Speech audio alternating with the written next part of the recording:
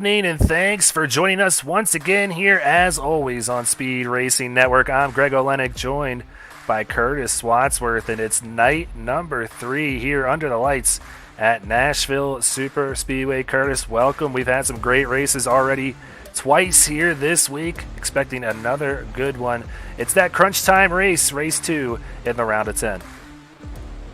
Yeah, Greg, this is going to be an important race for a few drivers. Last week we saw a few drivers that we, were typically seeing at the front that kind of struggled last week. So this is going to be an opportunity for them to try to jump back into this thing, and we'll see if maybe a non-chase driver jumps up here and maybe steals a win at Nashville. It's great to be here though for this race. It's not one of my favorite tracks. I like watching it on TV, but driving it, I can't get a handle on it. So interested to see how these guys do. I'm loving it. Since they've added it, I think it's pretty difficult to drive, and those are typically my favorite ones, I'd say, to go to. And it really shows the best drivers out there, and I think we're going to see a lot of them proving themselves here tonight. But one of them needing to prove himself is going to be Tristan Bailey, who was the 1 seed coming into this thing here. Really held his own in the last round, but off to a bad start here in this one. Had a 17th place finish last week at Chicagoland Speedway, and that's going to put him all the way back there in P number 10, 13 points off the cut line. But Seth Berger with that win last week, and the max points coming away with 48 points total gives him a nice cushion ahead of Max Service there, 12 points. Jacob Manning there second, 5 points up, and Joseph Causey in third, 4 points to the good. Kyle Benson in fourth with a 2-point advantage, and Seth Reed right there in fifth, just 1 point separating. It's a tight battle from second on down to about ninth. Yeah, I was kind of surprised by last week's race with Tristan struggling and even Reed not doing that great last week. It was kind of surprising to me. And then there was a couple others that got into some incidents that just couldn't recover, and there was 3 major drivers that definitely did well last week, and that was Berger with the win, Manning 2 weeks in a row second place, and then Kazi having all the struggles that he had last week, and he joked about it after the race and everything in our interviews. He missed qualifying, so he started from the back, had to work us all the way through. He wound up spinning at one point, and then it still came back, and I believe he finished third. So just an incredible race by him, and we'll see if anybody at the bottom can make their way back up to the top. Yeah, it's just kind of crazy, though. You mentioned it, Causey finishing third last week after qualifying in 22nd. Still just gives him a 4-point advantage over Max Service, who finished in 7th. So 7th not going to cut it here in the Xfinity Series. These guys are out here to drive and looking like I saw practice earlier, a lot of green up towards the top of those charts. So we're going to take a look further on here at that Tier 2 championship as well. And Drew Ballesteros with a healthy advantage over Aaron Gerwitz, 18 points with a total of 111 there at the top. Kyle Spees there in third, minus 24. Brandon Domain in fourth, 28 back. And Zach Deutscher sitting there in fifth, just 30 back. So these guys need to start making up some ground. And like you said, maybe we see a winner out of this group here tonight. Yeah, I mean, Drew's one that I've been watching for the last couple weeks, ever since he had his first miss for the first round, and then really worked hard to try to get close to getting into the next round and just came up a little bit short. I still feel like he has a chip on his shoulder, and he's just trying to prove that, if he would have been here that first week, he would have been in the second round for sure, and I think he's going to be tough to beat. Last week he was super fast. This week it looks like he's super fast through practice so far. I think he's a dangerous guy to watch for. Absolutely, and I bet you every driver out here can tell you they're surprised that he's not in the round of 10 as well, but he's out here leading the Tier 2 championship. Taking a look at the rest of the drivers, you got James Shamel, a few of these guys, Hedgecox, Lautenschlager, have missed races here, being why that gap is so large. So let's go ahead and take a look at that other championship. As always, the team championship here on Speed Racing Network. The Fast 4 round, the 1v4 Tank Racing against JBR, and the 2-3 JW against Murray Reedy Motorsports. So let's take a look at that Tank versus JBR matchup, and pretty healthy gap for Tank Racing. 32 points to the good here after the first race. And, I mean, hard to beat them when you got Berger coming home in first with max points, Causey there in third, and Service coming home in seventh. Yeah, I think this one was going to be a little close when we initially started the race last week, with obviously having Causey at the back, but he really killed it last week, and I think that really pushed them up on JBR. And JBR obviously had a few issues with some of their drivers that didn't really, get further up into the top 10. They were all right there, 9th, 10th, 11th. It's not a bad weekend or race, but just it's not going to cut it when one of them wins and another guy finishes third. It's really tough to beat that group. Absolutely. So we'll see how they do. Logan Truitt always looking fast here lately and looking good again here tonight. So let's take a look at that 2v3 matchup. JW Racing up against Murray Reedy Motorsports, and this one's pretty good. 112 to 91, only a 21-point advantage for JW Racing, and second, sixth, and eighth. That's only good enough for a 21-point advantage. Kyle Benson coming home in fourth for Murray Reedy Motorsports. And Tyler Murray, Chris Bishop, your other highest two finishers. So Tristan Bailey with a really bad night last week, not even being scored for Murray Reedy Motorsports here. Yeah, that's the more difficult part that Murray Reedy's going to have to overcome. Last week I said Tristan needed another driver in his group to step up and be up there with him in the top 10 to really get close to JW Racing and stay with them. I mean, if you look at that side, second, sixth, eighth, I mean, three guys in the top 8, that's hard to beat, but Tristan finishing towards the back did not help their cause here. But if he would have been up there in the top 5 like he normally is, this thing would be even closer. It would be down to only a few points. Well, like we said, Tristan looking pretty fast here tonight. Just about a little over 1 minute left in qualifying, so that's going to give us some time to go ahead and check out our sponsors. As always here on Speed Racing Network, Silverback Tax Solutions coming on board this season to sponsor each and every green flag restart we have, and Sparkle and Shine Mobile Detailing, they're sponsoring the Wreck Replay. So go ahead and check them out if you want to get that car looking pretty clean here this summer. Butt Kicker coming on board, and they're sponsoring the Hard Charger Award. So that's about to be handed out in just a few races here.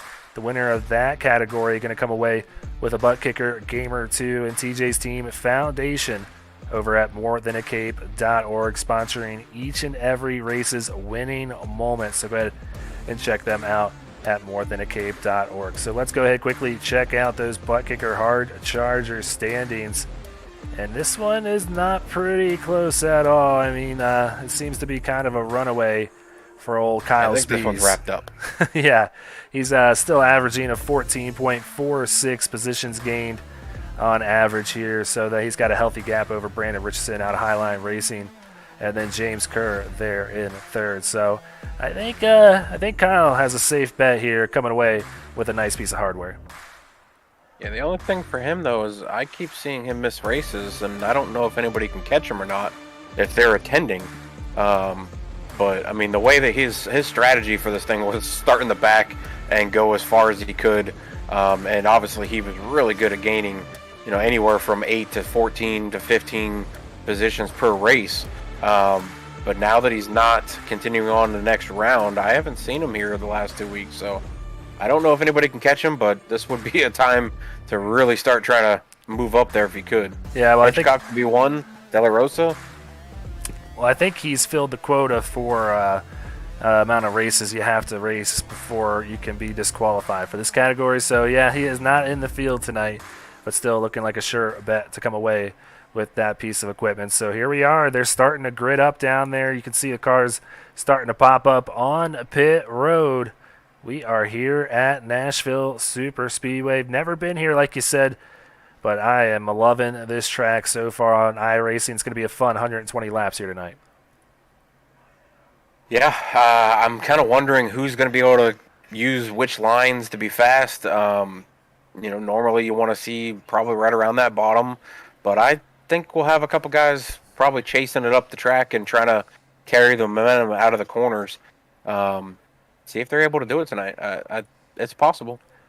Well, on the pole is Max Service, that driver that's just 1 point below the cut line. He's looking to make some noise here tonight. 6 thousandths of a second off the pole is going to be Tristan Bailey, another one of those drivers sitting below the cut line. He's going to need some points. He's going to be driving real aggressive here tonight, I have a feeling. Drew Ballesteros, Jacob Manning in row 2, Craig Lautenslager and Seth Reed in row 3. And we got Mike Larch in 7th position, Logan Truitt to his outside. Then you're going to have Matt Robinson and Seth Berger behind them, with Nathan De La Rosa, Joseph Kazi coming in 12th. And then, Kyle Benson, 13th. Brandon Domain is 14th. Daniel Dow, 15th. And Bo Tiffany going to be running out the 8th row and 16th on the outside. That's a 23 drivers going to field this track tonight. I kind of messed up my words there, but you know what I meant. We're going to have 23 drivers out there on the track here tonight. Curtis, who you got here? I'm going to probably steal the one that I think you're thinking of. I'm going to go with Tristan tonight because I think he's going to be maybe driving like a pissed-off teenager trying to get back up into these top 4 spots to make it to the next round. I don't think he's happy with his performance last week. I don't. Normally, Tristan's not the guy that wants to dwell on a race, but I just feel like in the back of his mind he knows last week was not a good race for him. He's going to have to make up those points. All right, I'm going to take that car in the second row. I'm taking Jacob Manning in that 50 to get it done here tonight. But the pace car going to go on down pit road, and that Silverback Tax Solutions green flag is going to be waving here. We're getting it started here under the lights in Nashville.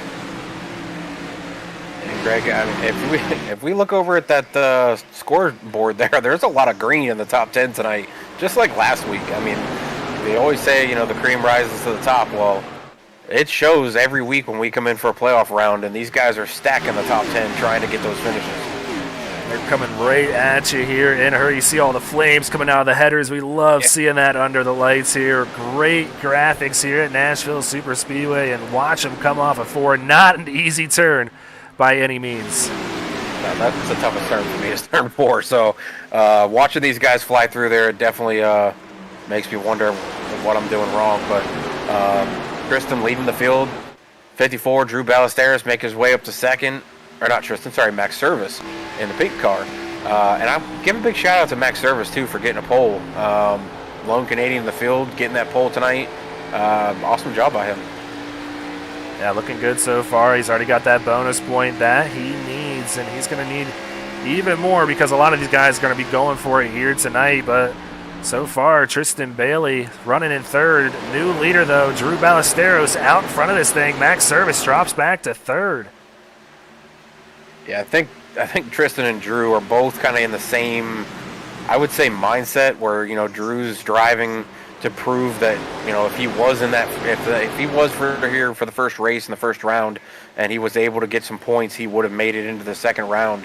I think he will at least get one win by the end of the season, I'm thinking, but I think Tristan's in the same mindset after, he didn't miss a race, but he had a terrible race last week, finishing towards the back. So I think both of them are kind of coming out with a vengeance with that chip on their shoulder saying, I'm going for this win. Great action all over this track. We got a battle for the lead right here between the 54 and the 88, and just behind them a side-by-side battle between Lautenslager and Reed. That's for third.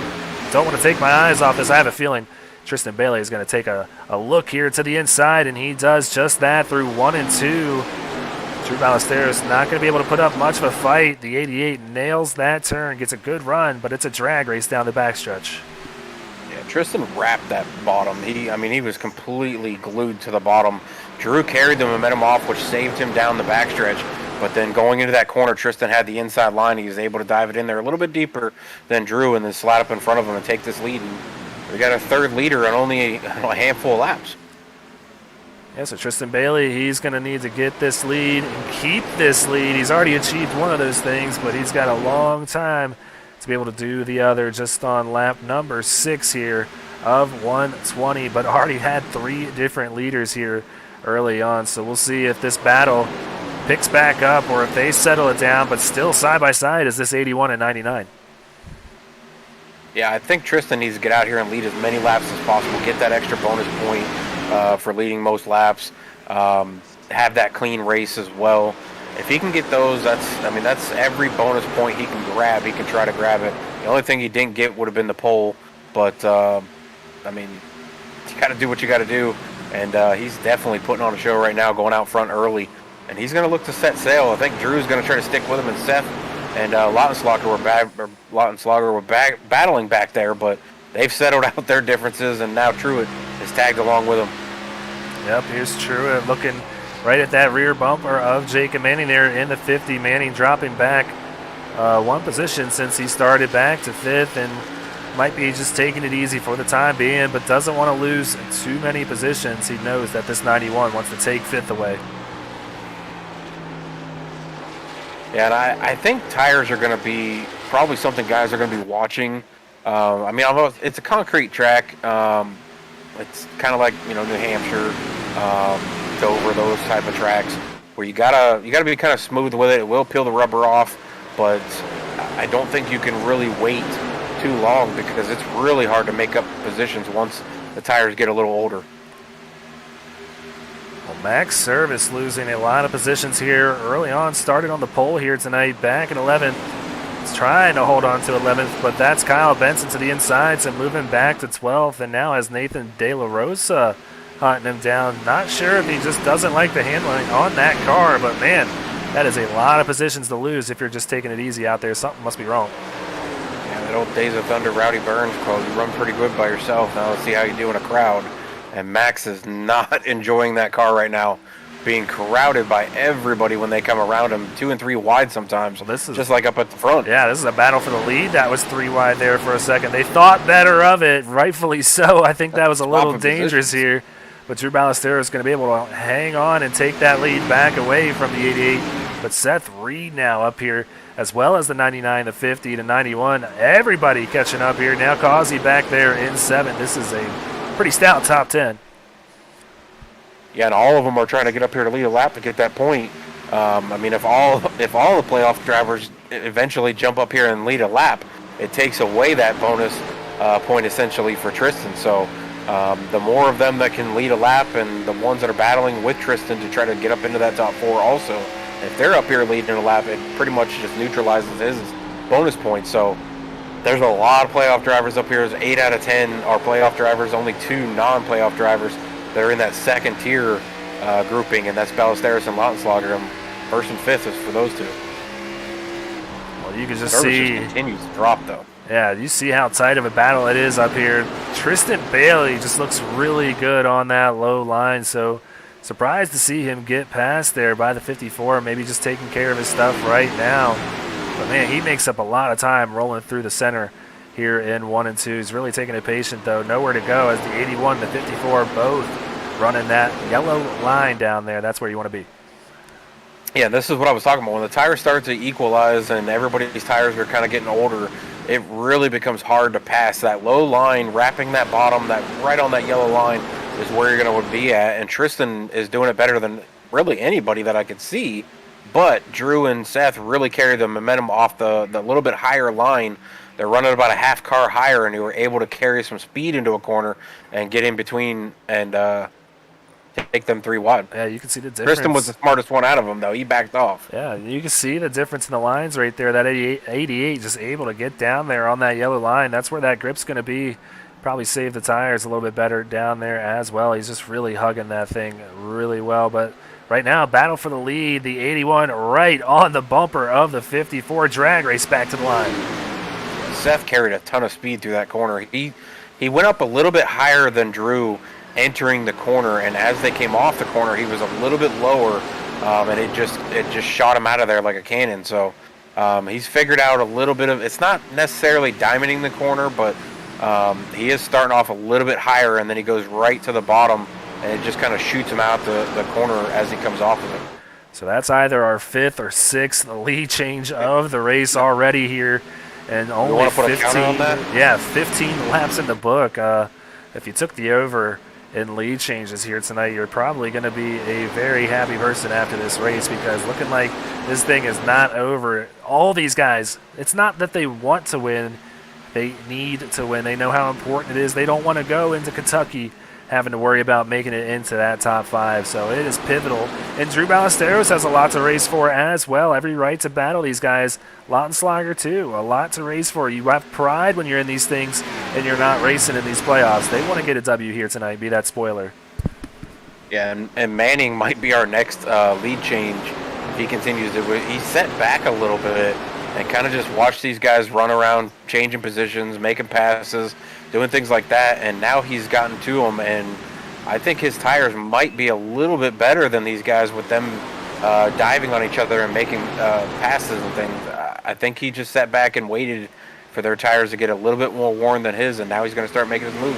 Same with Lautenschlager. Yeah, he's starting to pick him off here, but having a tough time with Tristan Bailey with how well he's running on the bottom. Jacob going to opt to tuck back down, maybe try to make a run to the inside to make the pass at the 88. Gets good push down the back stretch, but not going to get the nose to the inside this time. Yeah, the other driver, too, I didn't go with him this week, but I've been picking him more frequently, is Joseph Kazi. He's up 6 positions already, so he's figured out a way to make passes early on in this race, and he's still continuing to charge. He's gaining on the top 4, or top 5, so he's got Large pretty much glued to his back bumper, staying in his trail, but I think that's helping him get closer as they're staying in line.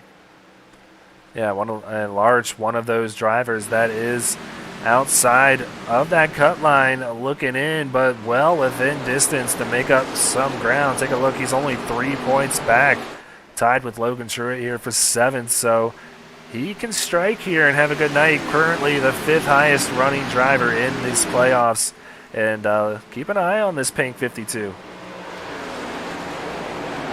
I think the whole top 10 really is kind of, I mean, nobody's really separated. We saw Reed get out there a little bit, and then when Drew and Tristan settled their differences and got in line, they've gained right back to Seth's back bumper. Now, I don't know if that means Seth maybe started relaxing a little bit, but, I mean, we haven't seen him do that in the past. He just kind of goes full tilt from the start, doesn't really save tire or anything, and I thought, well, last week he might have saved tire a little bit too much and was a little off pace, but it's crazy how close these guys are, and they're all in line.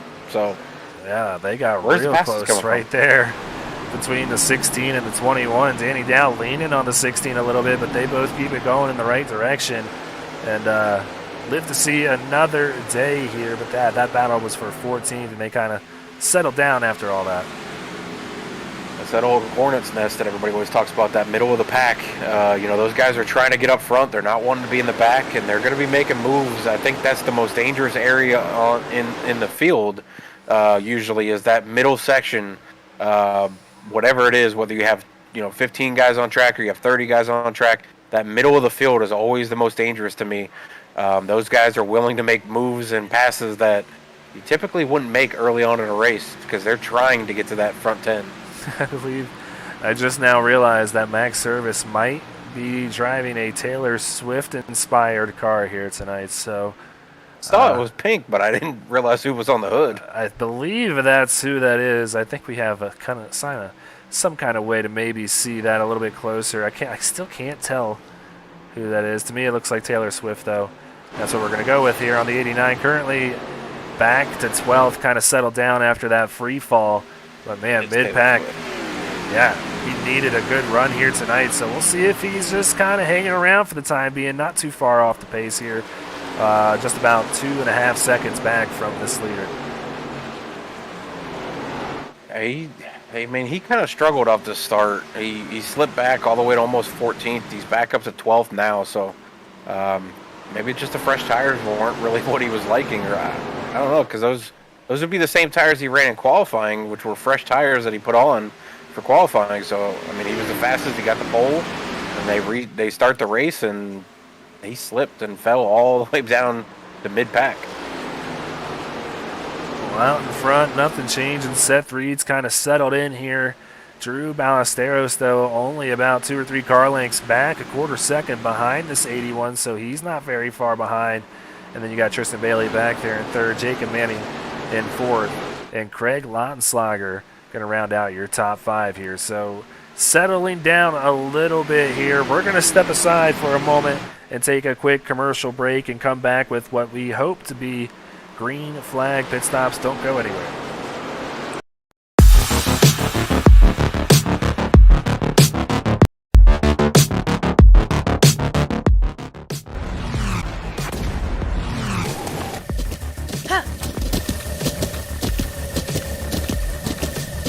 With the Butt Kicker Gamer 2, what you see and what you hear is what you feel.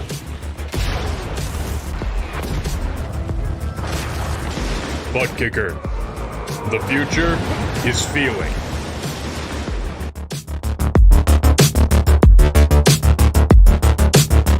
Silverback Tax Solutions specializes in dealing with IRS tax problems. If you are receiving threatening letters from the IRS, or if the IRS has placed liens or levies on your property, Silverback Tax Solutions can help you find relief. We have worked with hundreds of people to resolve their tax problems. If you're behind on filing your taxes, it's never too late to get on the right track. Silverback Tax Solutions can help with that also. Don't let another night go by where you lose sleep worrying about the IRS or your taxes. Head over to www.silverbacktx.com or call 662-996-4357 and contact an enrolled agent today. We can help you gain peace of mind and deal with those problems for you.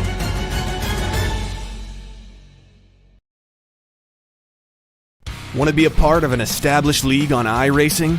A league that's competitive, fun, and above all fair? Look no further than Speed Racing Network. Originally known as Mid-South Madness, SRN has evolved into a league that can bring the best out in any given driver. Drivers work their way up through the ranks to hopefully one day call themselves a champion of Speed Racing Network. If you're interested in joining, don't hesitate to reach out to league admins to claim your spot today. Maybe you'll end up in the history books.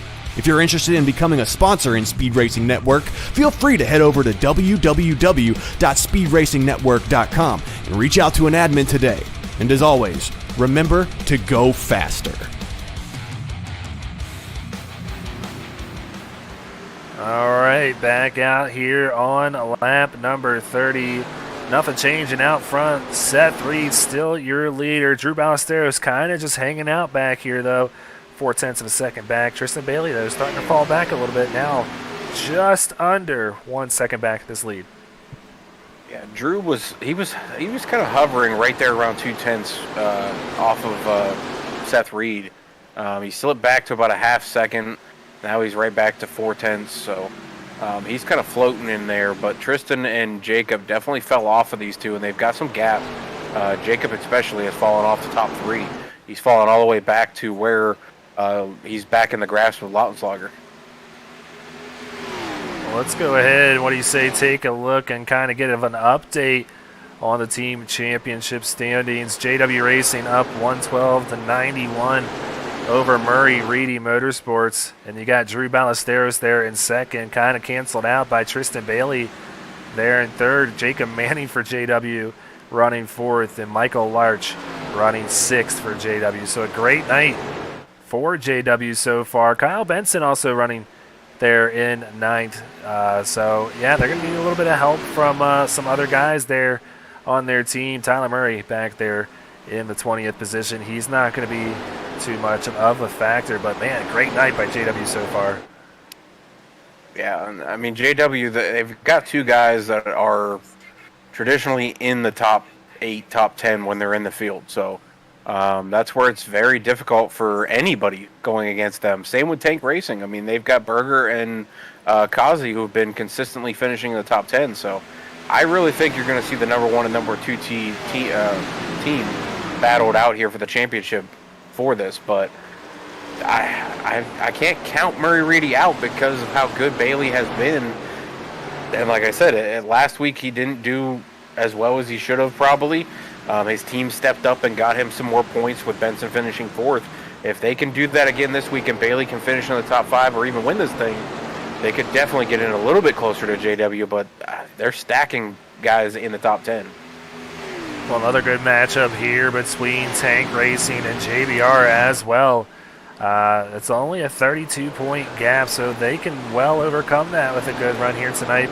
Tank Racing currently not having their typical night. Joseph Causey back there in 7th, Seth Berger in 8th, and you got Max Service running 12th. Logan Truitt, Nathan De La Rosa for JBR in 10th and 11th right now. I'm trying to see who else they might have out there running for them. Josh Marcy all the way back in last at 23rd here this evening. So they're going to need some help from Josh here if they're going to try and take down this juggernaut that is Tank Racing.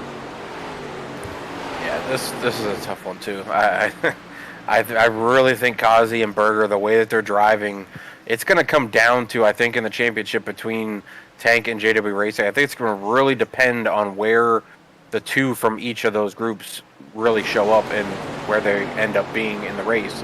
Berger and Kazi have been really consistent, and so has Ballesteros and Manning. So I think it's going to come down to those four battling it out for their respective teams. And then where do the extra help come from? Where's the other drivers going to be for them to be able to win this thing overall? Yeah, so we'll see if JBR is able to make up some ground after this week. Needs some help so far, but plenty of time left to go here in this one tonight. So just wanted to give you guys an update on the team championships as it stands currently. Nathan De La Rosa taking a look to the inside here. Kyle Benson, that's for 9th to 66. Looking good here on this initial long run. Already to lap number 38. Have to imagine it's going to be a 2-stop race. And I think those stops might be starting here in a couple laps. Look for lap number 40. Yeah, I would expect them to be pitting right around 40 to 45. The question is who's going to come first. There's not a huge fall off.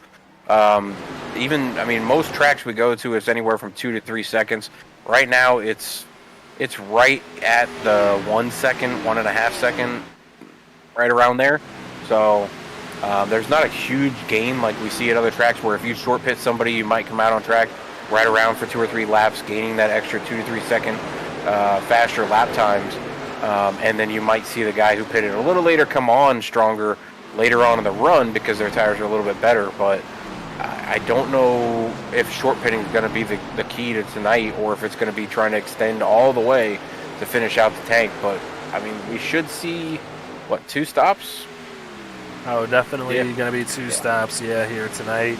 We've seen the trend kind of be 50 laps among all the cars here at Nashville Super Speedway, so they have a little bit of ground to play with, but I figure a lot of guys probably opted to go 40, 80 and get them to 120. But we've seen the trend lately kind of be people staying out for a while, run their gas and all the way out and go to the end and then kind of have those fresher tires than everybody else that does short pits, seeming to be a good strategy here so far. We got pit stops starting off.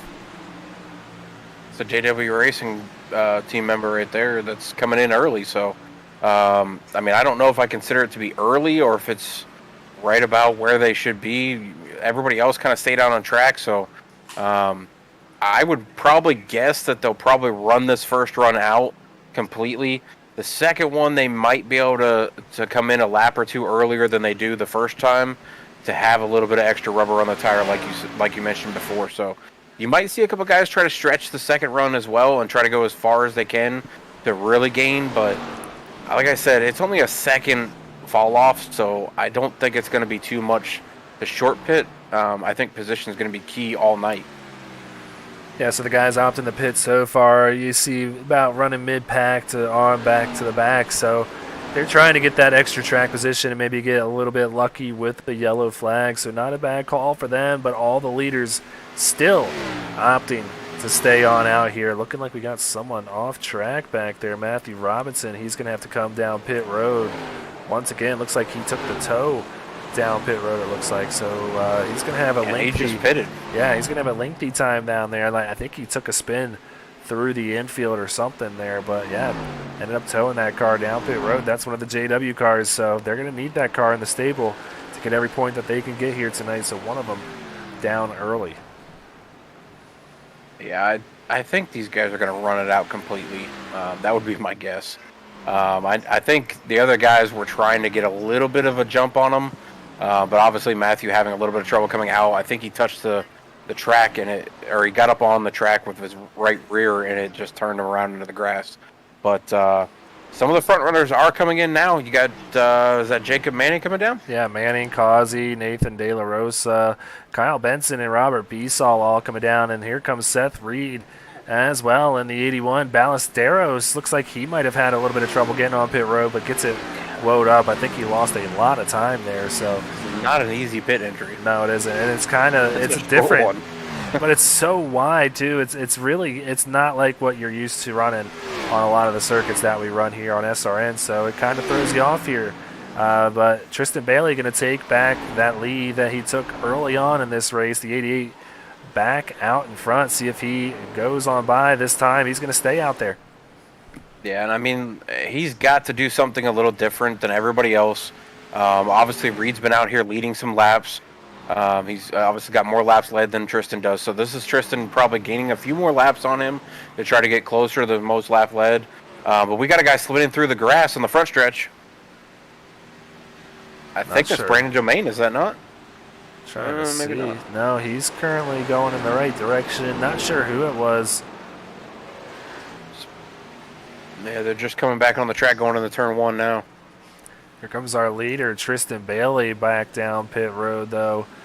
And Logan Truitt coming on down with him for their first stops of the night. So that's going to give the lead over to the 77, and that's Seth Berger. So he's going to try and get his first bonus point of the night. His teammate Max Service just behind him. So they're the last two to come down pit road. I don't know who that was that spun. I was trying to pay attention to them as they're coming around, but it's a black car, whoever it is. It might be the 66. So Nathan De La Rosa, yeah, he is a little bit further on back there in 20th, but looking like Seth Berger, Max Service, going to come down this time to get their service. No pun intended there. But yeah, they're the last two to come down, and we will have cycled through this whole field, and that will give the lead back to the 81 of Seth Reed. So he is going to be out to about a 2.2 second lead at that. So picked up some time, but the new second place car is going to be that 42 of Joseph Causey. Yeah, I think it's actually Marcy that spun around in the 35. So he just went a lap down. Yeah, Marcy having a tough day so far. Not to his liking here at Nashville Superspeedway, it seems, but there he goes on by Seth Reed and Joseph Causey, Drew Ballesteros, Jacob Manning, and Tristan Bailey going to be your new top 5 after that round of pit stops. An even bigger lead for this 81, 2.3 seconds over that 42. Yeah, Bailey came out obviously right behind Drew where he was at before the pit stop started. Reed had a really good pit stop. He got out pretty far in front of Bailey and Ballesteros, but Ballesteros is starting to climb back up through the field. He's gotten back up to third.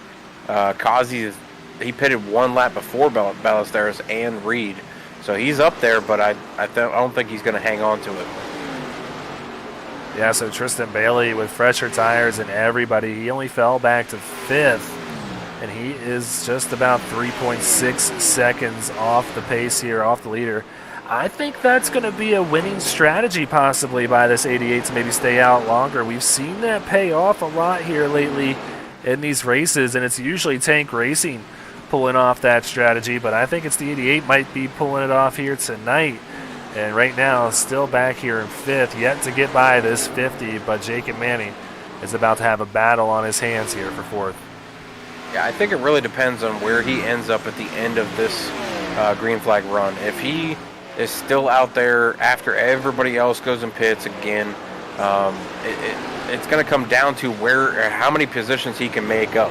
Yes, he's got a little fresher tires, about 3 fresher tires than Manning, 2 fresher tires than Ballesteros, 3 than Causey, 2 than Reed. Can he make the passes on these guys? That'll really show us what he can do in the third the third run.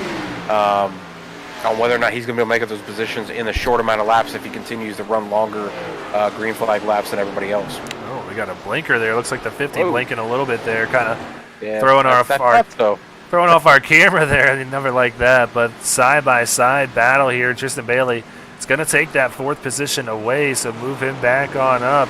now he's got that 54 to work with here, and he's going to be making up some time here on this leader using that 54's draft. Yeah, he's running about a tenth faster than the guys in front of him, almost 2/10 faster.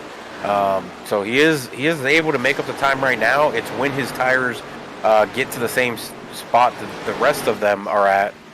Will he still be able to make these passes at that point? Because he'll still have a little bit fresher tires than everybody. But the only thing is Greg, when you get fresh tires, you feel like a superhero out here, and you can make all the moves you want. But sometimes that bites you in the rear because you go out here and you run too hard and you burn your stuff off, and then you actually have worse tires than the guys who stayed out or pitted early. Yeah. I know that feeling all too well. Yeah. It's very easy to do, and it's kind of coming back to Bailey right now. He's not having as much time picked up over those last 2 laps. You see there he actually lost a little bit of time to Reed on lap 52 and then kind of equaled out there on lap 53. So having some trouble here now working with lap traffic in the dirty air with the 54 and 42 just in front of him. He's having a tough time making up as probably much time as he wants.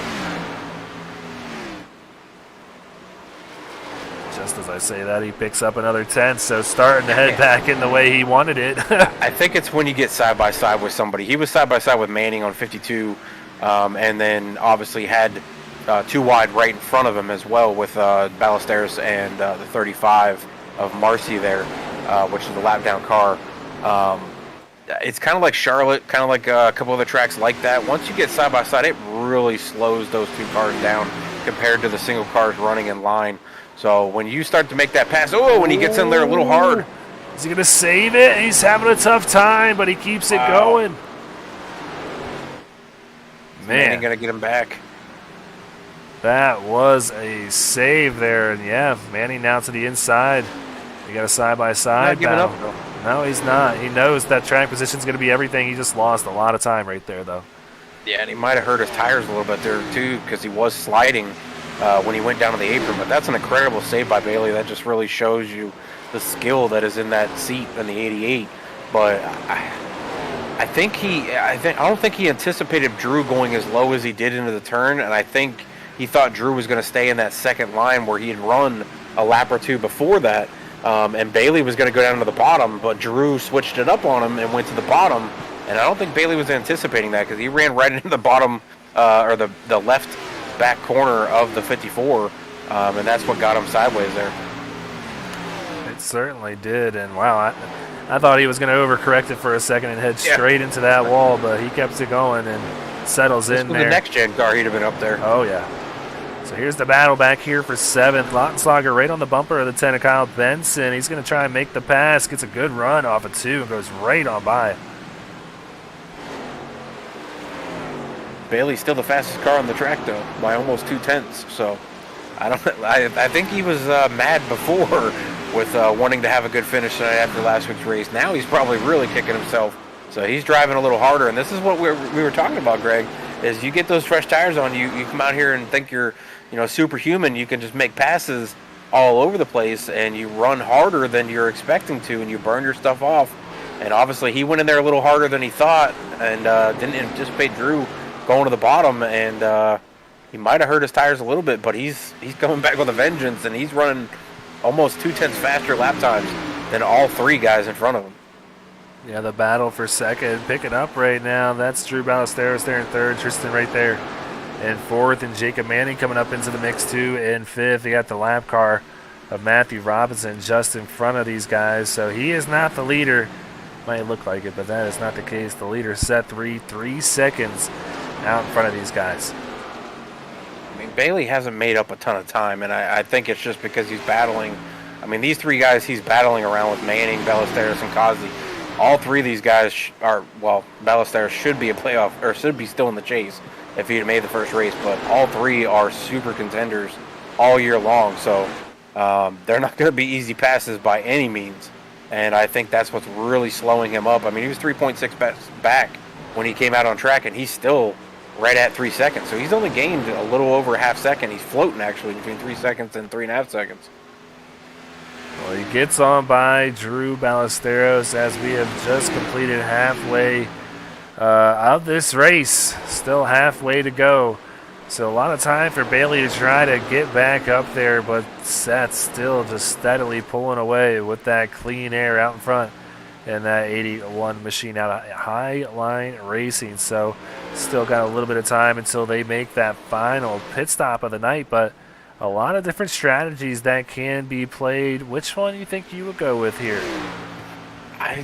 It depends. Kazi, I think, made out the best with pitting early because he was back in about 6th or 7th when the pit stops initiated, and obviously he's up here in 2nd. He's hanging on to his position. He's going to be battling Bailey here any second, but that's a pretty good jump from 6th or 7th all the way up to 2nd or 3rd by the time he gets passed by Bailey here. I think that was the best strategy, is coming in 1 lap earlier than everybody. The only question I have is Manning did the exact same strategy, and Manning does not look like he's able to stay up here with Kazi and Ballesteros and Bailey. He's actually fading a little bit. But I mean, Reed's just so fast. I don't know if you can switch up the strategy and try to get out in front of him, because if he stays on the same strategy, he's going to stay right where he's at. And if everybody else stays on their strategy, I don't think they can make up the time. So I think all of them are crossing fingers, toes, grabbing, lucky rabbit's foots, whatever they can do to try to get a caution to restack this field. Because I don't know if anybody's going to catch Reed. And I don't know if we're going to get one here tonight. It's kind of been a trend here lately, but I'm going to go take a risk and say these boys keep it clean for 120 laps. So it's going to come down to nailing your pit stops and making up time where you can and taking care of your stuff. So now Tristan Bailey has gotten by the second and third place cars of Kazi and Ballesteros and has taken over second for himself. 1 car left in front of him. Seth Reed out to 3.5 seconds ahead of Tristan Bailey. So further on back, you got Max Service battling back here with Brandon Domain. That's for 11th. So Max Service still unable to make up those spots that he lost early on after qualifying on the pole here tonight. 1 point below the cut line, but looking like he might lose some more ground on that cut line if he doesn't pick it up. Yeah, and that's kind of the problem, is with the top 10 really, kind of battling in the top 10, it's hard to make up a ton of positions when, you could have a good night and finish 8th, and you're still going to lose points because everybody else that's racing the same chase points are out in front of you. So it's going to be a tough one for Service to get some points to really climb up through here. We were talking about cautions a second ago about, you said about them going all the way completely green. We did have 2 issues at last green flag stop with Robinson spinning coming out of the pits, and then we had Marcy spinning across the green grass in the front stretch, where that did not bring out a caution, but those are 2 issues that they did have on green flag stops. Could we see another one that actually brings out a caution? Very well could. It is a tricky pit entrance. So. And it's a tricky pit exit, too. Not an easy one where you got to follow the lane out there. That grass is very easy to clip. I've seen a few guys spin it here, not only on the sim, but in real life as well. So really tight battle right now. Look at the 54. He's going to take a look to the inside of the 42, going into 3. Not sure if he has the... Yeah, I was going to say he didn't have the real estate, I don't think. The 42 going to pinch him down there and make it real difficult for that 54 to get on by. He didn't give up on the bottom, though, but I think Kazi's really making him work for it, pinching him down there on the bottom. I think this time, I was going to say this time it's going to be close, but I think he's going to make the pass, and he did. So move Ballesteros up to 3rd and Kazi back to 4th. Yeah, so 54 back in 3rd. But and Manny's still just sitting back there. He's kind of caught back up to this pack, so maybe the 50 saving a little bit of his stuff, and now waiting to strike. He's just off the back bumper of the 42 right here. He wiggled coming out of 4, so I think Manning, I don't think he's conserving. I don't think he's doing anything like that. I'm actually going to say he doesn't like this track. It just looks like he doesn't have the same lines as everybody else, and he's not able to hold the same lines even when he tries to run those lines. Like, you see him following Kazi and Ballesteros' line, but he's just not able to do what they're able to do with it. And Bailey is just running a completely different line than everybody. Everybody else is about a half car up from the bottom line. He's wrapping the bottom as close as he can. He's 2-3 feet from the line, and everybody else is about a half car up. Yeah, it's kind of a weird track to describe as we bring up the telemetry right here. You don't really see it as much in 3 and 4. They carry a little more speed, but heavy braking into turn 1. It's almost kind of short track-esque with how much speed they have to scrub off here. You see they get up to about 170, 175 entering 1. Banking at this track. Yeah, then they get all the way down to 124 it got down to. So on the brakes for a while. This is not an easy track, so either you love it or you hate it. A lot of people fall in the hate it category. Yeah, I hate it. I mean, the front stretch, I mean, you're looking at a 60-mile-an-hour difference from exit of 4 into 1.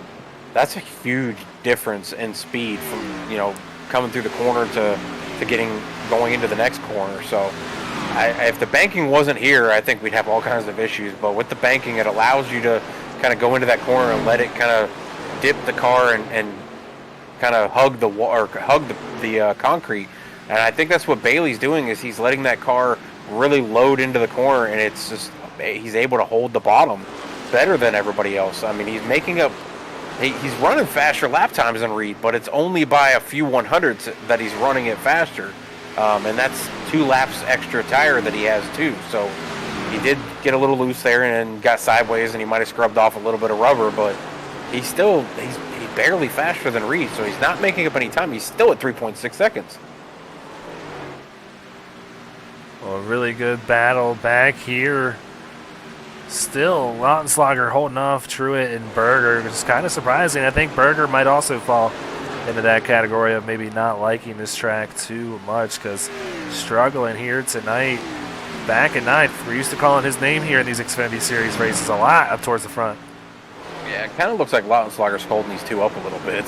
That's kind of the problem with this track, is if you're able to get down to that bottom, even if you're a little bit slower and you take it a little slow to go through that corner, it's hard for the guy behind you to go to the outside of you to try to make that pass. It just doesn't work. See, now Truett's going to try it. It doesn't work. He's going to try and get a good run off of turn 4 here, but not enough to get a nose to the inside here. He's going to try and use the lap car of Matthew Robinson as a pick, it seems, but doesn't have the real estate. You're right. Nowhere to go for this 91.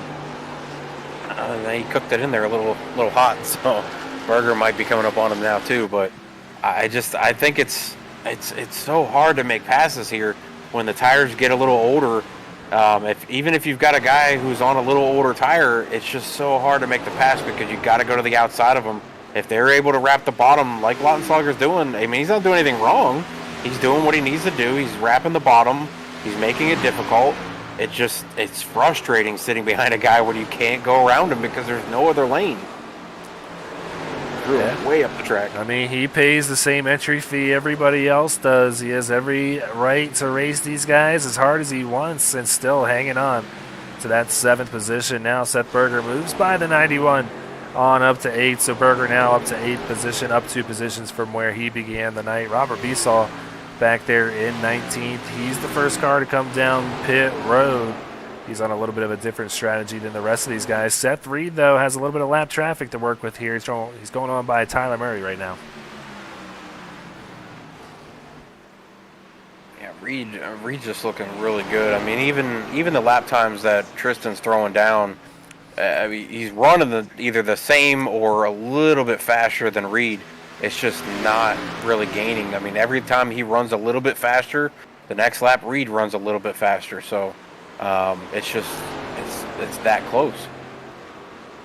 Even Reed making a pass right there on Murray. He just ran a 10th faster, which we haven't seen that happening. Every time you get side by side with somebody, you usually run a 10th or 2 slower. Yeah, it's not affecting him. He's just really using that bottom line to his advantage here. The battle heating up back here between the 77 and the 99. Berger going to try make it happen on the outside lane, holding strong out there. Lautenschlager clears him and defends that bottom line here. Seth Berger going to try and put a little bit of air on that rear spoiler. This is where it's difficult. That's what I'm saying. Like, Berger's going to try to go to the outside. I don't know if he can complete that pass. The problem is it opens the door for Truett to come right back and get underneath him to make the pass on him. So it's just a lot of flip-flopping, playing leapfrog. The only way to make it work is to go to the outside and hope that it sticks and you can carry the momentum. It's just not working for so many people.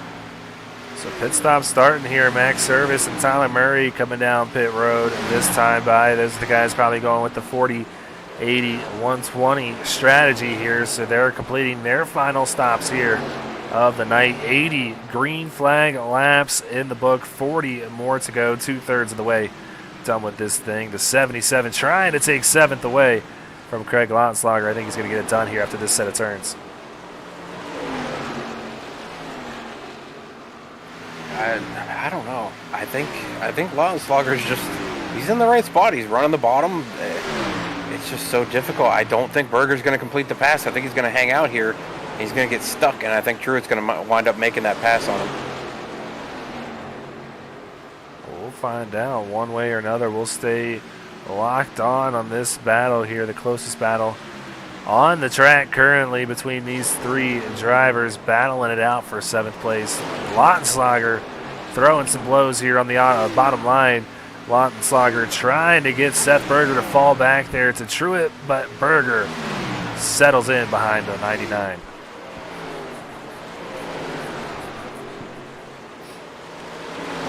These guys are not giving up with this. Berger really wants his position, but Lautenschlager is just not going to give it to him, and Truett's doing everything he can to try to push Lautenschlager, and now Truett's going to try to look low, which is definitely going to give Berger the advantage, and he's going to take that position finally. Yeah, teaming now up. Now Truett's going to try to do it. Teaming up on the 99, it seems. They're using each other to get on by the 99, and he couldn't defend both of them, so he's going to fall back on to 9th place. Jacob Manning bringing it down pit road this time. Kyle Benson just behind him, going to bring it down in that number 10 machine. Adam Murray, Reedy Motorsports as well. So starting to pick up here on pit lane.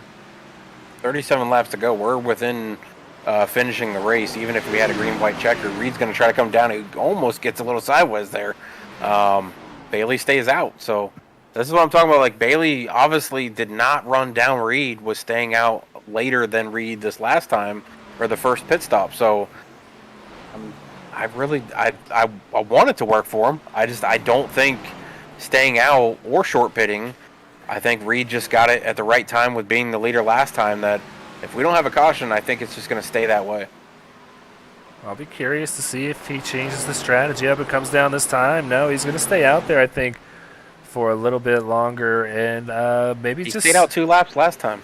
I think he stays out even longer this time to see if he can maybe get that advantage on those tires. He didn't lose as much time as I think he was thinking he might on pit road, but here comes Craig Lautenschlager on down pit road now, pitting from 7th place in that 99. So, yeah, I think he's just maybe trying something different here, maybe a Hail Mary, or maybe just trying to hope for a caution. Yeah, I mean, if a caution comes out, that'd be spectacular for him. Oh, and he bounces it off the wall. That's not going to help him. No, some big damage to the right side of that car, too. That was clean. He needed that point, too. That's a point that's taken away.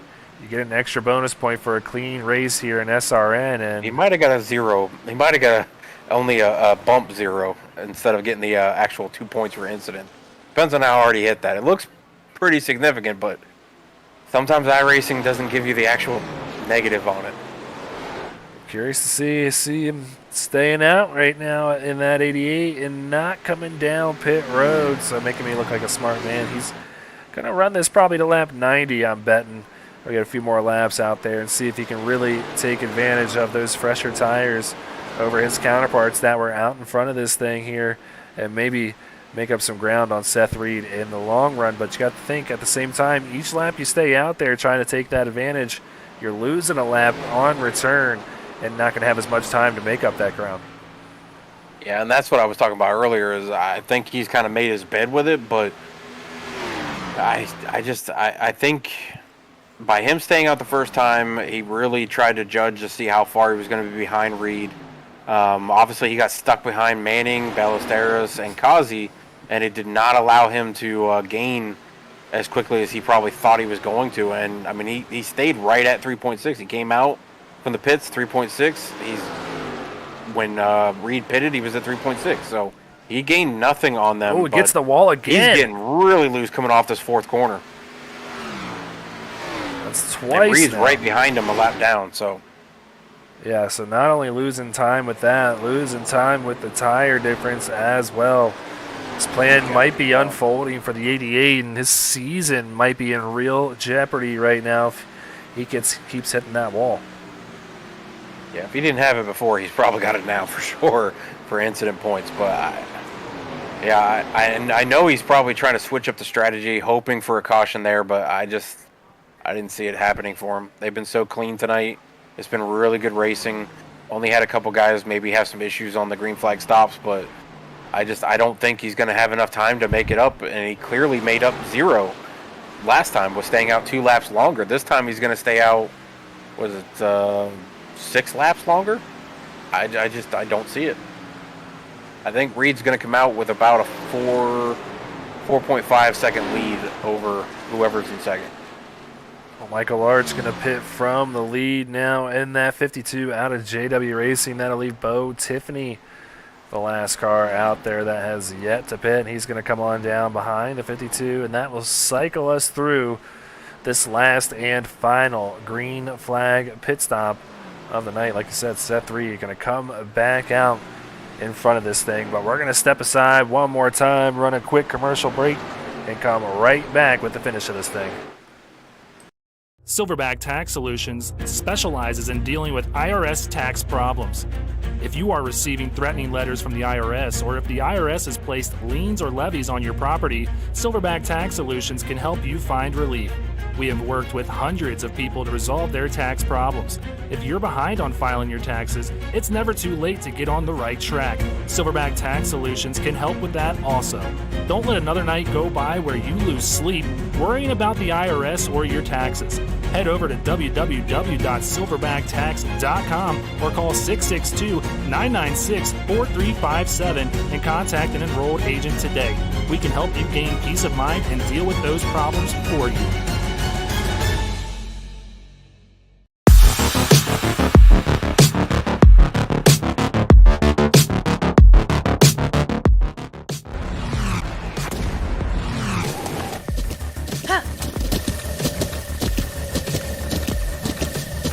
With the Butt Kicker Gamer 2, what you see and what you hear is what you feel.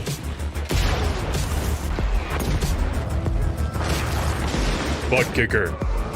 The future is feeling.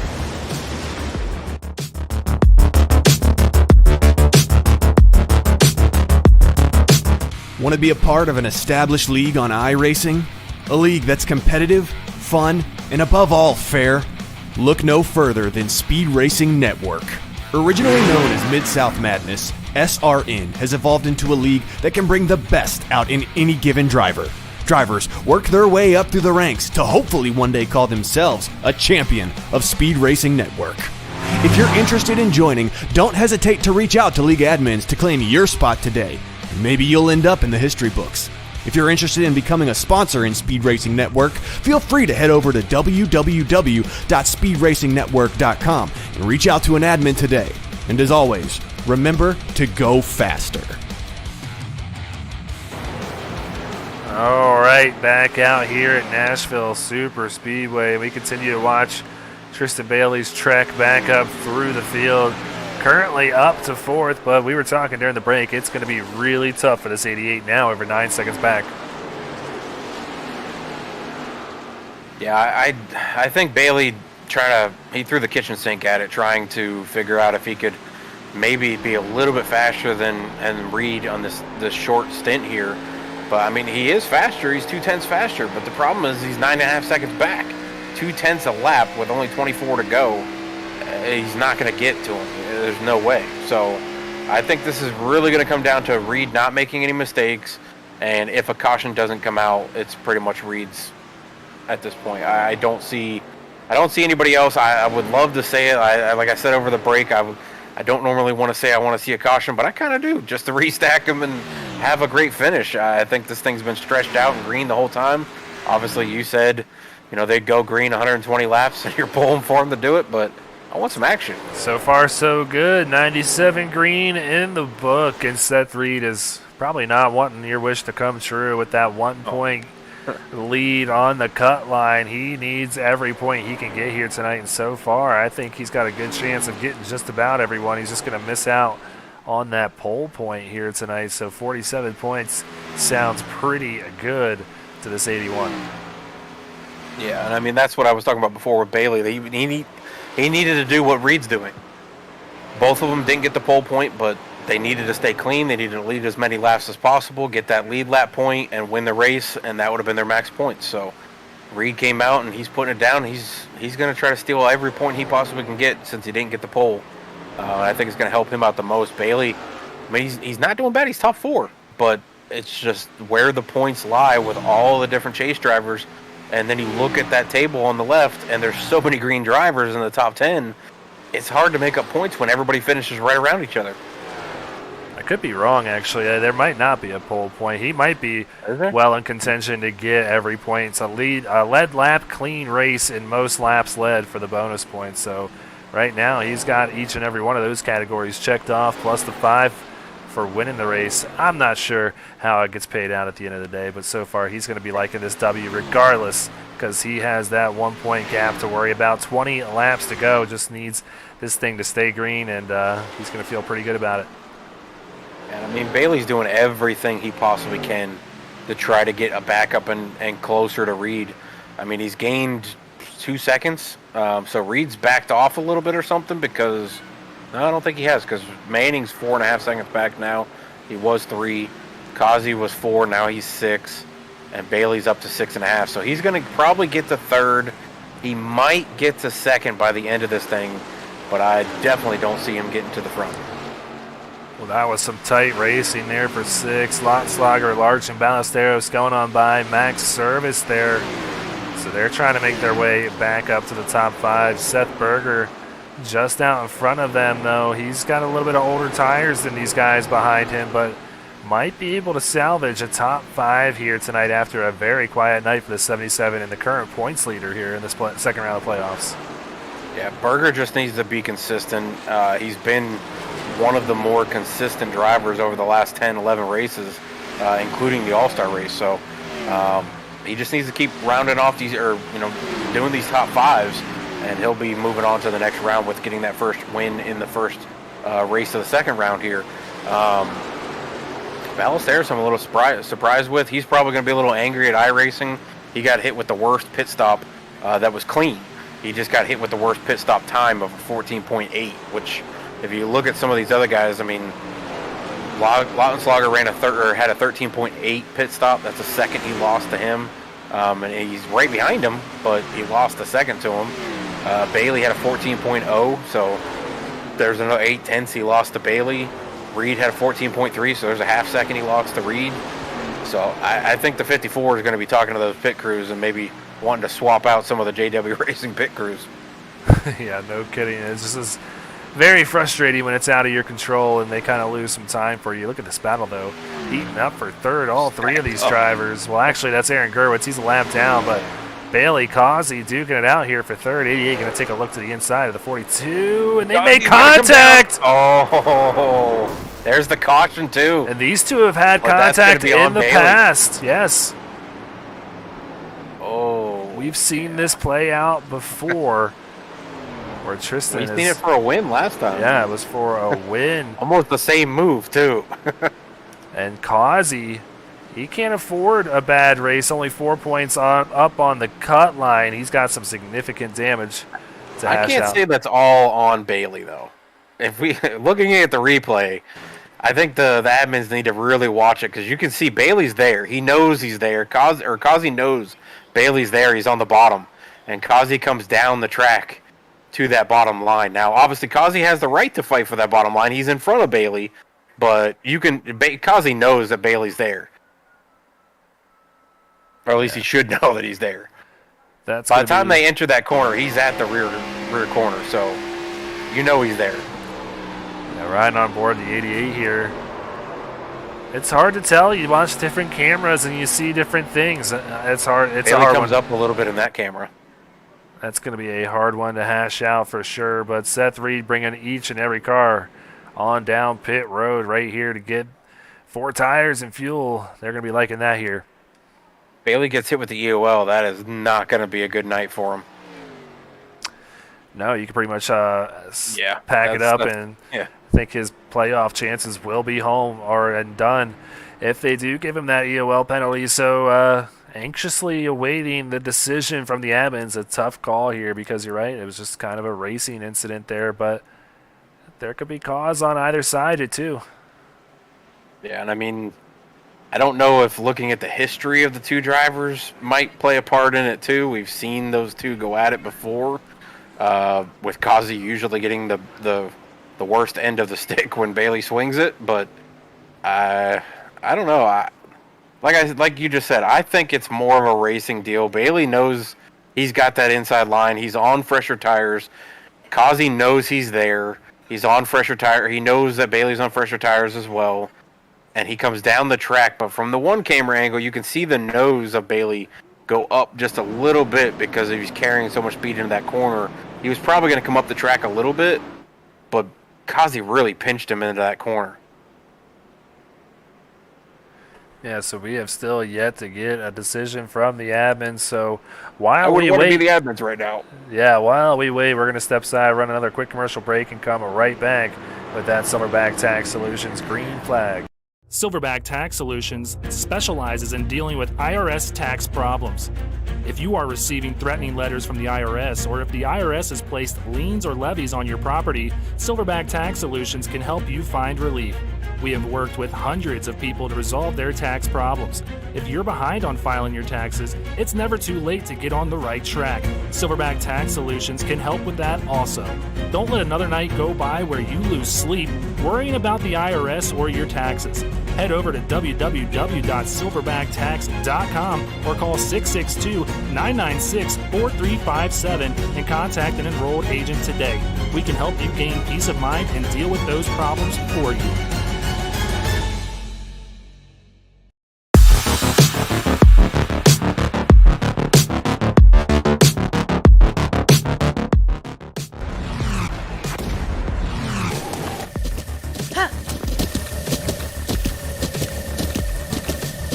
With the Butt Kicker Gamer 2, what you see and what you hear is what you feel.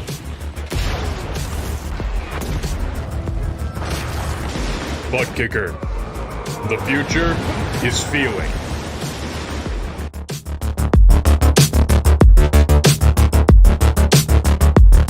Want to be a part of an established league on iRacing? A league that's competitive, fun, and above all fair? Look no further than Speed Racing Network. Originally known as Mid-South Madness, SRN has evolved into a league that can bring the best out in any given driver. Drivers work their way up through the ranks to hopefully one day call themselves a champion of Speed Racing Network. If you're interested in joining, don't hesitate to reach out to league admins to claim your spot today, and maybe you'll end up in the history books. If you're interested in becoming a sponsor in Speed Racing Network, feel free to head over to www.speedracingnetwork.com and reach out to an admin today. And as always, remember to go faster.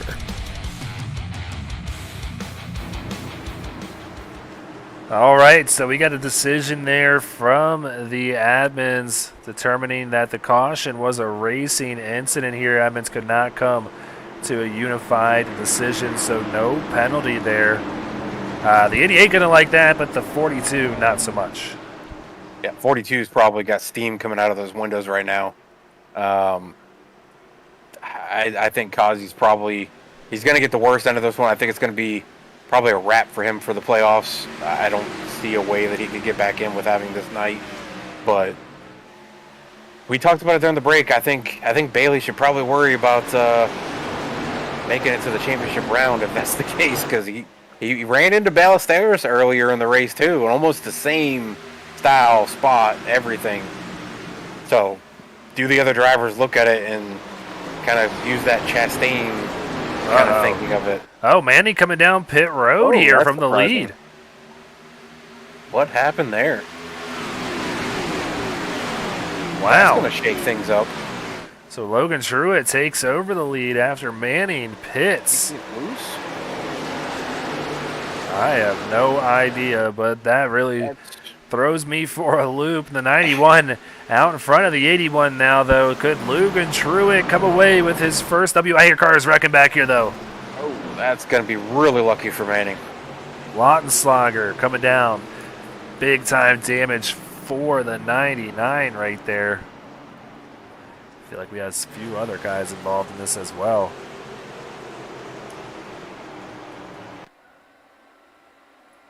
So let's take a look from the blimp cam here, looking down on the 99 of Lautenschlager.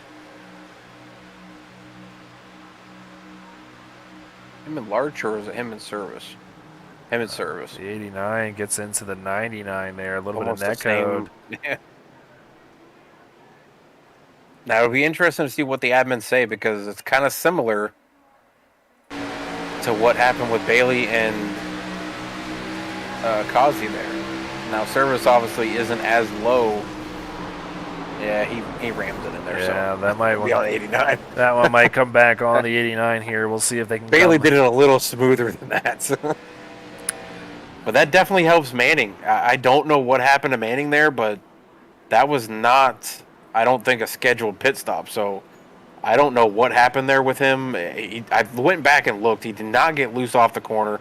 He had a good-sized lead and then just downshifted and came down pit road. So I'm not sure how much it's going to help him. He's still a lap down, it seems like, from the rest of the field here. So 17 cars on the lead lap. So there you see that Max Service is going to get that penalty here. He's going to get the EOL, and that is a tough break for a driver sitting 1 point off the cut line here. Tough break points-wise. Yes, it's not just that either. It's the team battles. You got Manning, who's now going to be a lap down, back in 19th. So who's the 89 part of? Tank Racing, yeah. So that's one of okay, their so Tank that's going to Racing help drivers. there. So, but so looking at the rest of JW Racing, you only have who in the top 10? Ballesteros in 7th, Larch in 5th. Yeah, so you got currently, Larch is 5th, Ballesteros 7th, and then you go all the way on back to Jacob Manning there in 19th. So, yeah. And Murray Reedy's got Bailey in 3rd, Benson in 10th. Who else do they got? Murray in 14th. So that's definitely going to help them. There's another driver for Murray Reedy. I don't know who it is. Tyler Murray. Those are the only 3 drivers that are out there tonight. Yeah, so I thought there was a 4th. They're going to be looking to make up some ground, maybe get some lucky breaks here. Tristan Bailey still 3rd, but the pace car lights still on out there as we still have a few laps to go. We could talk to Manning, because I'd love to know why he pitted. That's just a huge shocker and confusion. I would bring him up, but being that it's 7 to go here, and maybe not the best of time after something didn't go his way in that 50 car. So I even went back and looked at the pit stop times. He did a complete pit stop, so it wouldn't have been fuel or tires that would have brought him down. Must have received some sort of penalty that had to bring him down on a drive-through or something, a stop and go. Good idea. But the 91 is our leader here, and this is exactly what he wanted after a 2-tire stop. That got him out in front here, started the night in 8th.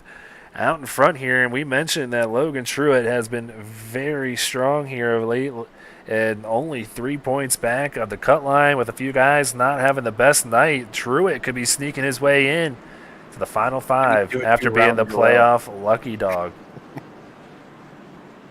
If Truitt does it 2 rounds in a row, I'm going to root for him in the championship.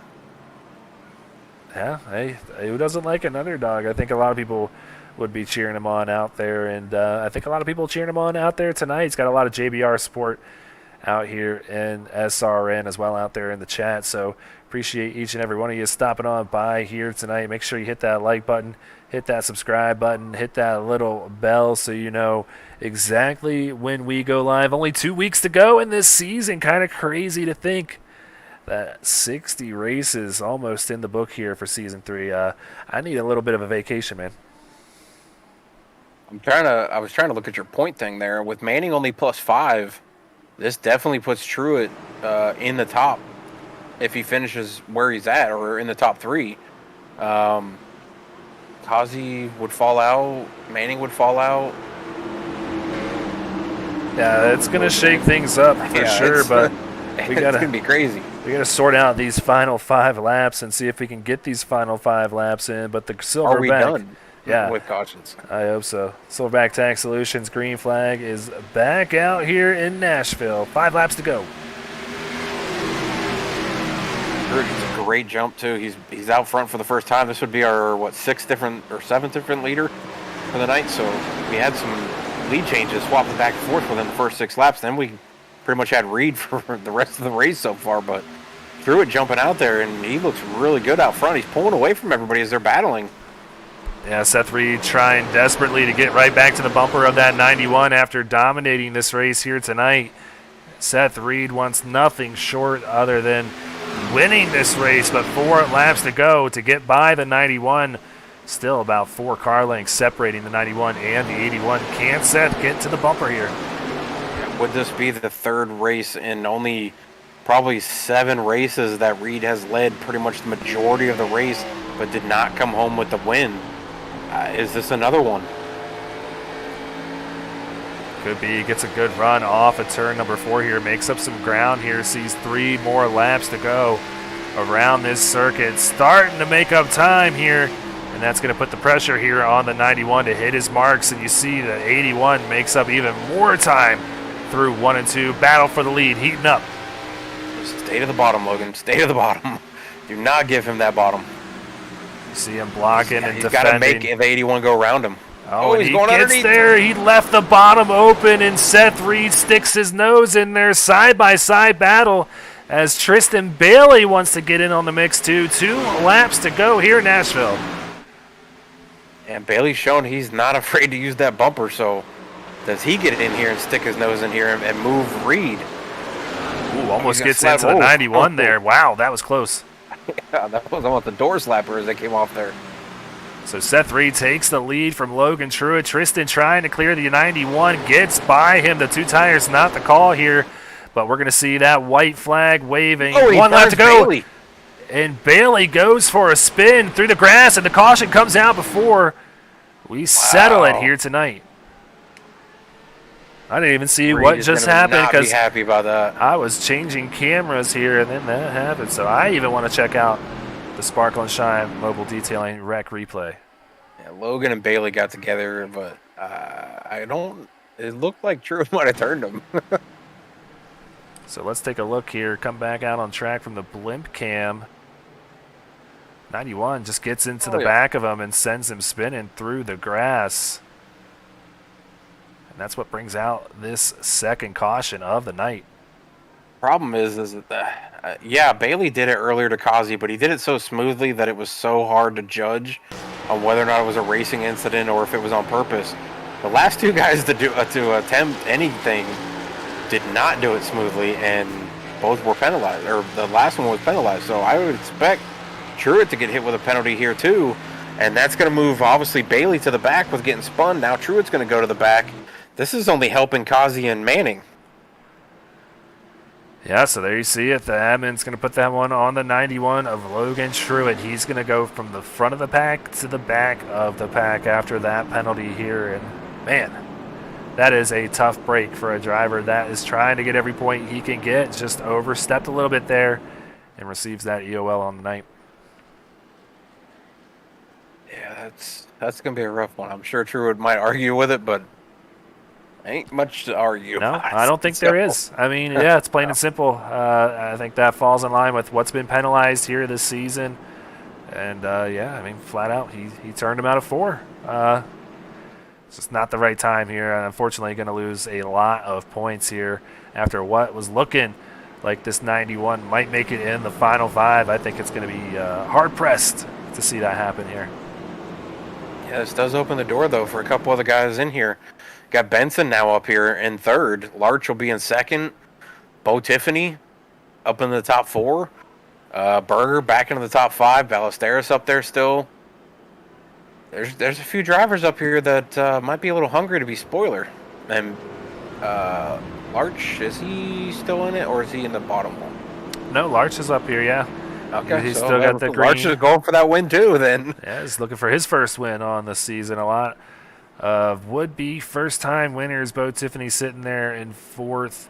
Mike Lepicki looking maybe to get his first win. He's up to 7th after a quiet night, up 11 from where he started here. So he's having a good run. Danny Dow in 9th, and Max Service, after a wild night for him, he's back up to 10th. So after being served in EOL, yeah, he's kind of rebounded very nicely here. As many green as we saw on that left side, now the red's starting to creep in over there. And I can probably guess Reed is probably not happy in that car right now. So I think he's all right. He's obviously probably much faster than the guys that are right behind him. But you never know with those guys that are hungry for that first win. You got Larch there. You got Bo Tiffany. Benson obviously still hanging in there in the championship, still green. So he's looking for, an extra couple points too to stay in this thing. Well, this man going to be pretty happy, too. The 50 getting back on the lead lap, so he's going to be able to make up some ground. And he's going to be pushing it really hard back here. I'm going to go off on a limb here and say this isn't our last caution of the night. Yeah. No, I don't think so either. Because you got Bailey back there who's shown to be aggressive. You got Manning, who really is going to want to charge up here and get as many points as he can. You got Truitt, who's probably going to do the exact same. You got Kazi still sitting in 13th. He's going to want to try to get some more points. There's a lot of guys back here who really need to save their night, and they're going to be pushing it and be aggressive, I think. Does Reed get to the white flag, though? He got pretty darn close last time, and unfortunately that yellow came out. That pace car took control of this field, but those pace car lights off the car once again. We're about to get this thing kicked off for our first attempt at a green-white checker. We have 3 attempts here tonight, so we'll see if we can get it done in one and see if that 81 takes the win here. I was just going to ask her, do we have unlimited green-white checkers? Because I think we might be using a few of them. Thank God we don't. No, only 3 here because, yes, it's getting a little chippy out here. We got a lot of guys that are going to be wanting to move up through this field. So that iRacing pace car going to peel on down pit road. Set 3 going to see that Silverback Tax Solutions green flag waving again, shakes the tires off and gets off to a good start here. Big jump for the 81. Yeah, I hate to be the bearer of bad news too, but Bailey is right next to Kazi, who was just turned. So could there be some retribution already? Yeah, so Kazi is currently ahead of him, so Bailey might want to stay that way here. But set 3 gets out to just over a half a second lead in one set of turns. Comes off at turn 4, hoping that he sees the white flag. And we have a spin, and the white is out here. Final lap in Nashville. I think Kazi might be even more mad. Now looking like Kazi was involved in this once again, man. A tough break for the 42, but the 81 is not too worried about it. Hoping that the track is cleared as we come around here. One more set of turns to go for this 81. Comes around turn 3, exits turn 4 very cleanly. That checkered flag waving, and Seth Reed is your winner here tonight. Great win by Reed. Going back to that Kazi incident there, that was a fellow Murray Reedy driver. That was Tyler Murray that turned the 42. And when the 42 got turned, he tried to clip the 88 as he came back down the track and missed. So no caution, but I'm sure that 42 is not happy. Yes, we're not going to go back and show that because we don't want to condone that sort of driving here, but we've been around each other for a long time here this season. It's starting to get to the end. Tempers are starting to flare a little bit, but one man not mad at all is this 81 after a dominant night here. Came into this night needing a good run, and I think he did it just about the best he could. Dominated the night here in Nashville.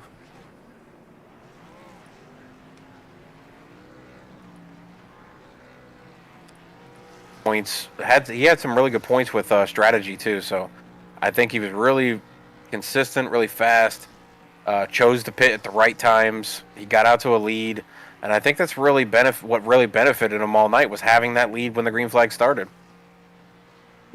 So a nice, healthy burnout for this 81. He's going to keep it going. He roasted him. I think he could send this thing all the way around the tracks, keeping the RPMs nice and low. Taking good care of that Brewdog 81 out of High Line Racing. Seth Reed, man, with just an awesome season so far. Coming into this year with 0 wins, and I believe that's his 4th one, if I'm correct.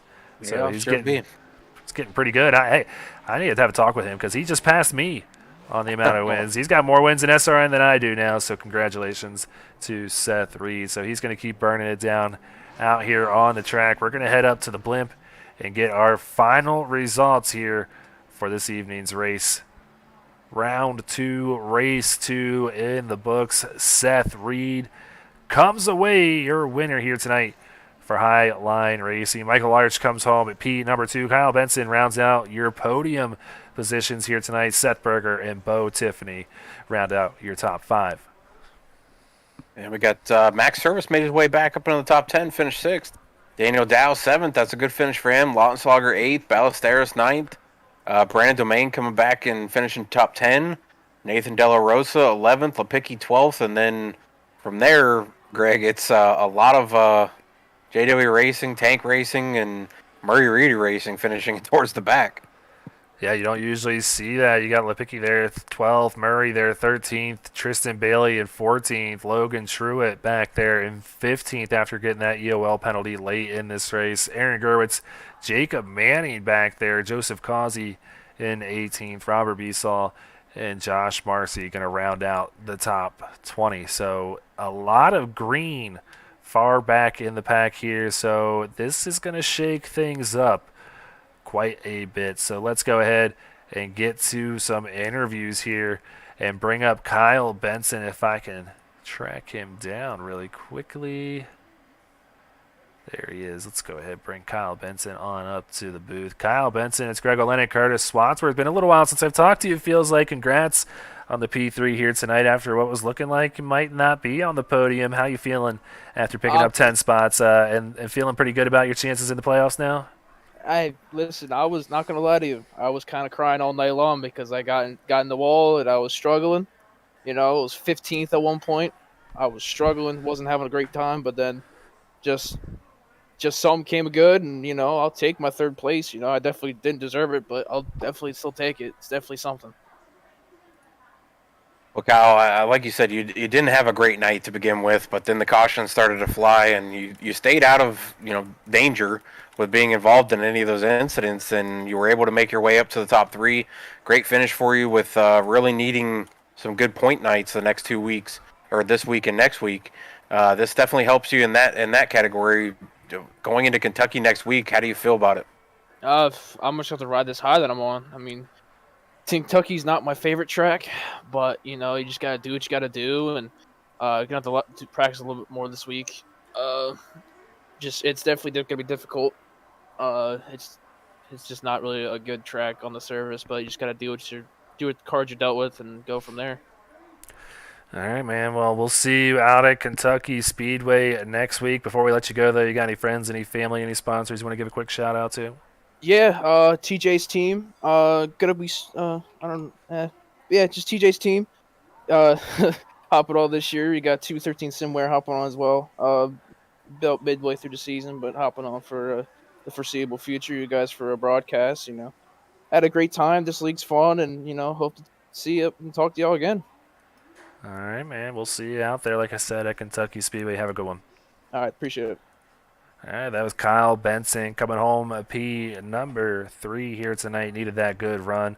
Another driver needing a good run. Coming home P number 2 is going to be Michael Larch. Let's bring Michael on up to the booth. Mike, it's Greg Olenek, Curtis Wadsworth. Good to talk to you, man. Seems like we haven't seen you up here all season long, but peaking at the right time here late in the season gets you a 2nd place finish. How's that feel after being behind the cut line? You feeling pretty good about your chances after going to Kentucky Speedway? Yeah, it feels real nice. Put a lot of practice in this week, trying to get the line down and long run speed. Feels real good. The point battle is super tight here in this series, so feels good to come out with a strong finish there in 2nd, and just been chipping away at it throughout the whole course of the year. So happy to be up here. Yeah, Michael, just like Kyle, you said right there you needed a good points night, and both of you, you were kind of hovering right there between 5th and 10th pretty much most of the night there, and the caution started to fly. What did you see from your vantage points, and how did you make it through there? Coming down to the end of the year here, playoff spots on the line, everyone's racing hard. We try and race clean, but there's going to be episodes and incidents where, people get into one another. You can't avoid that. But I think all of us understand what we're racing for, and you're going to have that here and there. So, um, leading up to the last probably 15, 20 laps, just taking care of my stuff.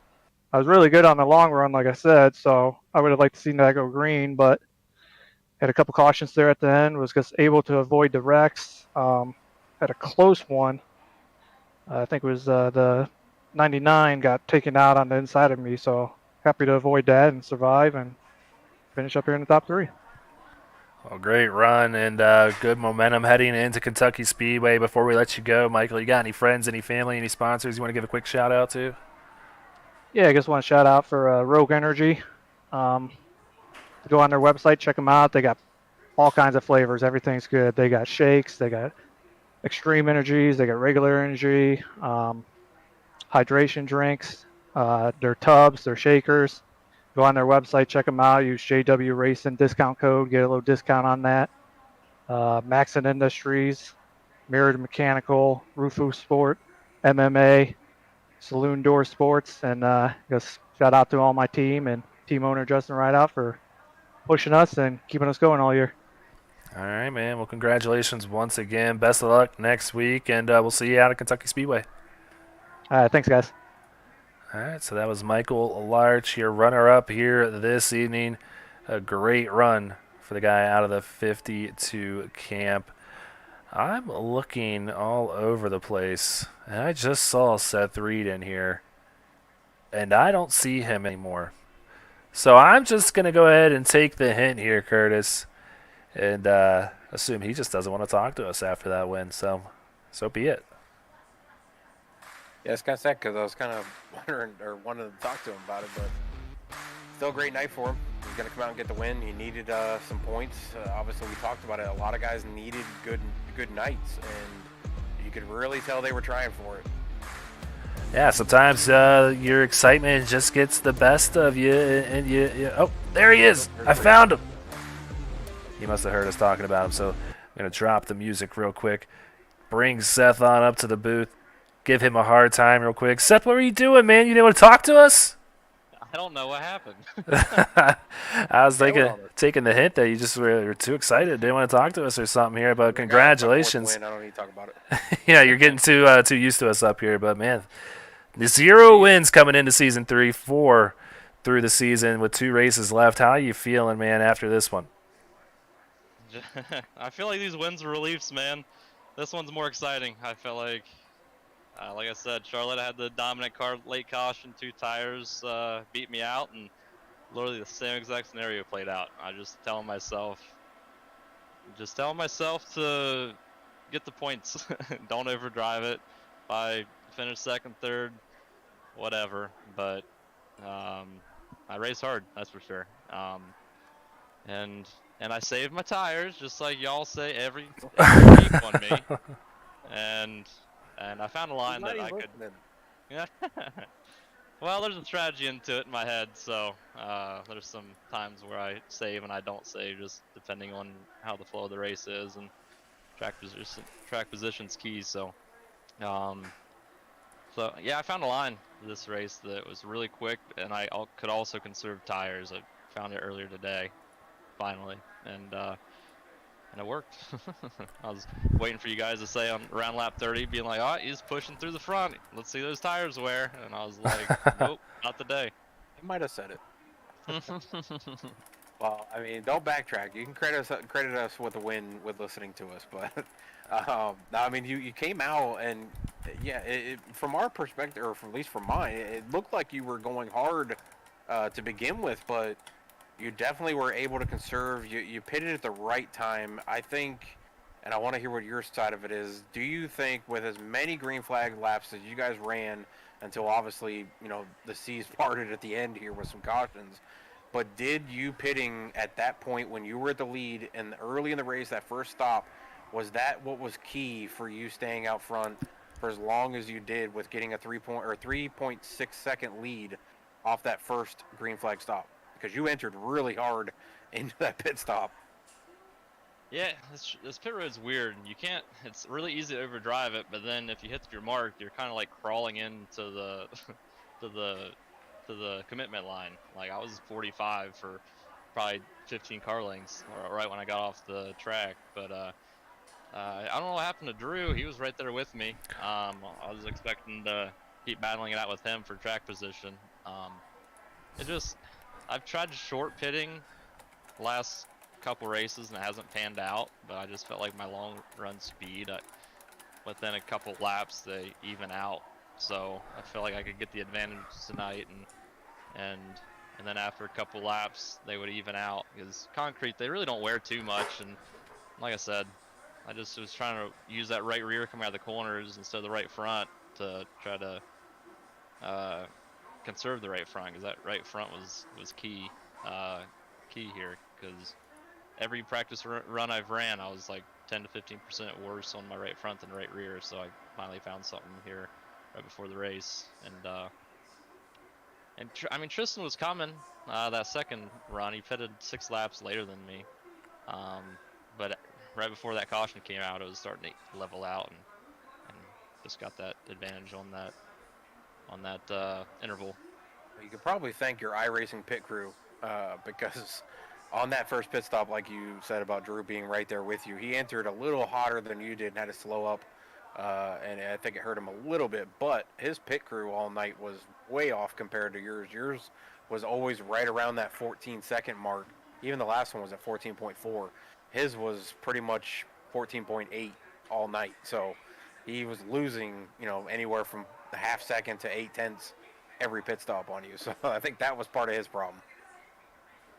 Well, I need to hire Jacob's pit crew because he got out first in that third pit stop. So yeah, you need about a 3/10 faster pit stop than you. Yeah, I was like, man, and I knew 2 tires. Someone's going to take 2 tires. 2 tires is actually pretty quick here. I was actually thinking about it, but I didn't want to do it as leader. I was tinkering around with the right sides only in practice, and I mean it was just a quick lap times. The car was just a little bit looser, and the balance was just a little bit off, so I didn't want to chance it. But Greg, you gonna get on to him about passing you for most wins? Yeah, man, he's got 4 wins now. I need to get back in this league so I can try and get back around, Seth. But no, man, super happy for you. Congratulations once again. Before we let you go, you got any friends, any sponsors, any team members you want to give a shout out to? yeah, just Highline, Daniel and Bo. They've been putting in the work, and you can see it with Bo tonight. He finished 5th, and just everyone watching, like I said, all the competitors, everyone raced pretty clean. It got a little dirty there at the end. I mean, but I consider this a short track, to be honest, with the braking zones and each corner. So that's going to happen when you bunch everyone up late in the race. But you guys for putting on amazing broadcasts every week, and the admins for sure. Everyone who organizes SRN, it's still the Premier League in my opinion. Awesome, man. Well, we certainly appreciate it, and yeah, best of luck next week when you get out to Kentucky, and looking good as far as Homestead goes. So keep it going, man. We're rooting for you. Thanks, guys. All right, so that's gonna do it for us here. One more race to go, Curtis. It's starting to pick up a little bit business-wise.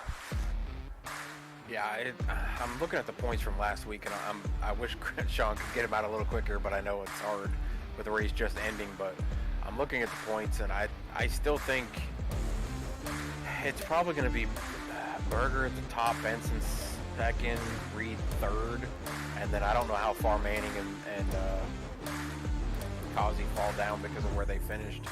But I still want to say Tristan has a shot, but I think he's out. I don't think he can make it with one race to go, 2 bad races.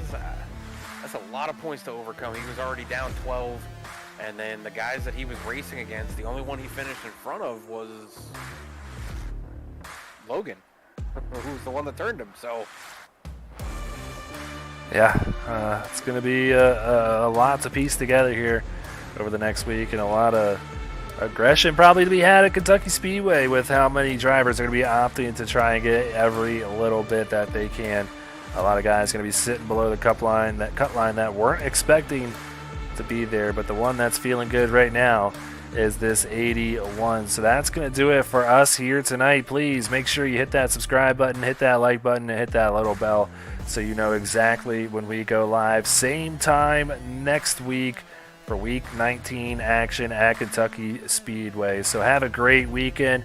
And for myself, Curtis Wadsworth, all the drivers, admins, and each and every person behind the scenes here, we wish you guys a good night and go faster.